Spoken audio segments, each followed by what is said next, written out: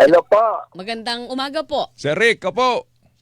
Opo. Naririnig nyo kami? Umaga po. Magandang umaga po. Opo. Nasusunod ba yung 370 pesos sa pork liempo tsaka sa kasim at pigi 330 pesos na maximum suggested retail price? Nasusunod naman po sa kadahilan ng ang farm gate naman natin nagre-range sa 170 to 185 ang farm gate. So mababa ang sa farm gate. 330, Baka pwede pa ibabayan. Kaya pa bang ibabayan, Sir Rick? hindi na po, pataas na po talaga yan. Bakit po ganun ang layo ng farm gate doon sa MSRP. Siguro, ina-anticipate nga nila po itong parating na Christmas season Mhm. dahil nga po tataas yung demand. Mm-mm. So, in-anticipate na ng DA na hanggang 330 lang dapat. Mm-mm. Wag na tataas doon. Makatwiran pa po ba yung 370 at 330 considering na ang baba ng farm gate price, Sir Rick? Hindi ba sobra yung Oo presyo nga na po. yon? Oo nga po yun po itinakda ng DA. Mhm. Sa bagay po, sa Metro Manila lang naman yung MSRP na yan. Yan naman po, wala naman po dito sa parting Cavite na marami rin po akong binabagsakan baboy. Nasa 300 lang naman po ang bentahan nila eh. Yung iba, may 310, 320, pero wala naman lumalagpas sa 330. So pwede palang babaan pa ito, yung MSRP. Sabi nga ni Sir Rick, tinakda kasi ng DA yan eh. So kung ibababa pa nila, kaya pang ibaba. Sir Rick, tama ho ba? Nasa tindera na po yan eh. Kung gusto mo maging mabiling paninda mo, ibaba mo sa 330. Oo. Okay. Ito lang, po, may natatanggap kami mga reports na parang isa sa mga dahilan kung bakit tumataas po ang presyo ng baboy dahil doon sa mga checkpoints. Tama ho ba yan, Sir Rick? Opo, kasi po, sa dami ng checkpoint na dinadaanan, may mga kotong-kotong eh. Ano May po yung extortion checkpoint na yon? nangyayari. Sino nagche-checkpoint po? DA ba? Local? O Police? police. Paano? Sa DA, wala naman kaming problema Mm. sa mga checkpoint ng Department of Agriculture. Nagkakaproblema kami sa mga checkpoint ng lokal, lalo na po dito sa sa Tagaytay. Magkano po ang hinihingi na kotong? Hindi ganito po, kapag Teka, sandali. Sir Rick, pagka sinabi niyong local, sino po yon? Yung LGU? LGU po yan, ang Tagaytay. Okay. Sige po. Pakisalaysay nga po sa amin. Ngayon po, ang trabaho nila, minomonitor nila yung mga permit namin kung tama. Mhm. Pero nag-overstep sila, yung LGU dyan sa Tagaytay. Tagaytay. Pag nakakita sila ng baboy na patay, hindi kanila patutuloy pumasok sa bayan nila. Ang gagawin nila, sasabihin sa iyo, bumalik ka. Ibalik mo sa origin.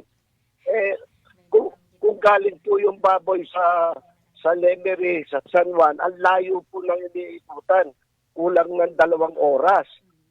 Ibabalik mo yung baboy doon. Ang baboy, pag namatay na yung isa, sa stress yan magsusunod-sunod yan. Kung hindi iingat, kung papabalikin po, di gagastos ka na naman ng mga 3 oras. Teka. Madami yung mamamatay na baboy mo. So, Okay. maobliga ka po magbigay sa kanila. Ito Ang lang halaga bang, po, ito bang isang patay na naranasan yung, baboy. maputol ko lang kay Sir Rick, sa Apo. Tagaytay lang ho ba yan? Sa Tagaytay ko, ako mismo po kasi nakaranas.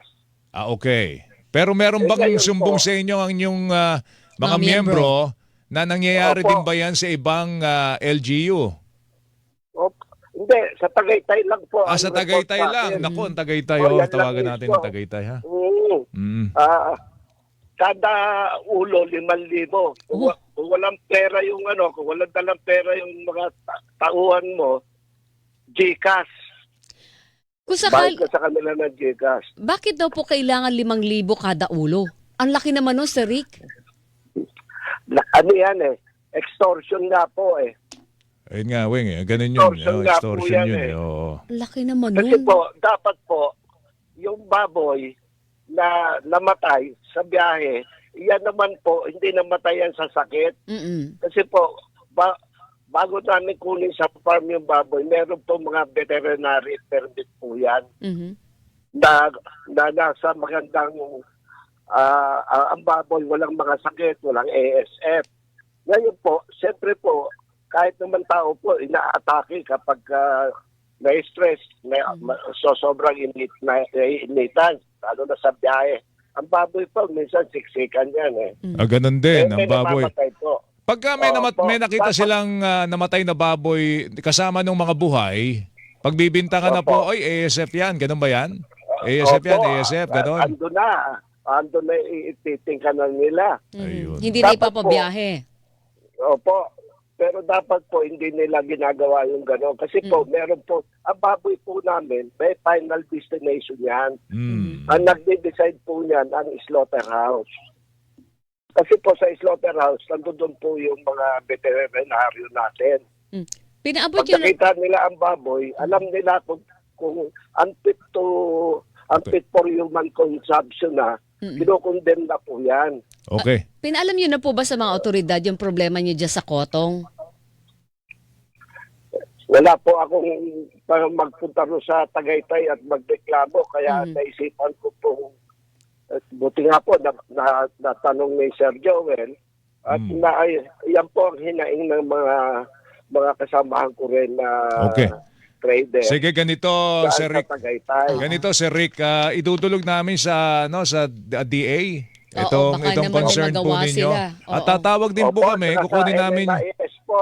Oo, Opo. kukunin namin yung NMIS din, pati yung LGU Tagaytay para makuha po yung kanilang Opo. kanilang panig naman dito, ha? Opo, wag po sana nilang ganunin ang mga traders kasi po, yung isang baboy, madadamay yung 40 baboy yung mo, Yes. marami madadamay, Tama lalo naman, kung oo. malulugi kami. Okay. Okay, sige. Tataas po ang presyo talaga ng baboy kapag ganyan. Okay. Okay. Sir Rick, salamat sa oras. Makinig ka lang at makakausap namin si Asek de Mesa ng DA, ha? Alam po Diyan ka lang. natin na Diyan ka lang. ang slaughterhouse ang mag-decide Okay. tungkol doon sa namatay na baboy. Sige Okay, po, Sir Rick, thank you. Si Rick Chan po, makakapuso, ang Pangulo ng Manila Meat Dealers Association. Nasa linya natin si Assistant Secretary.